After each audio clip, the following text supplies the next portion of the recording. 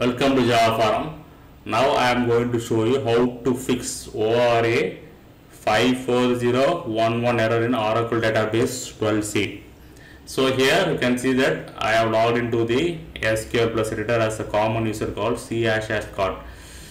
So now what I am going to do, I am going to create one table called marks table, contains 4 columns, okay, serial number, max, physics and total. So the next I am mapping the cluster, okay, I am mapping the cluster to the table, okay, marks cluster. So you can see ORA-54011 expression column is not supported for a cluster table. So what is the problem here is this table contains a column called total, right? So this total column is a sum of max plus physics, okay. So this is an expression column or it's a virtual column which is not allowed here when you map with cluster, okay.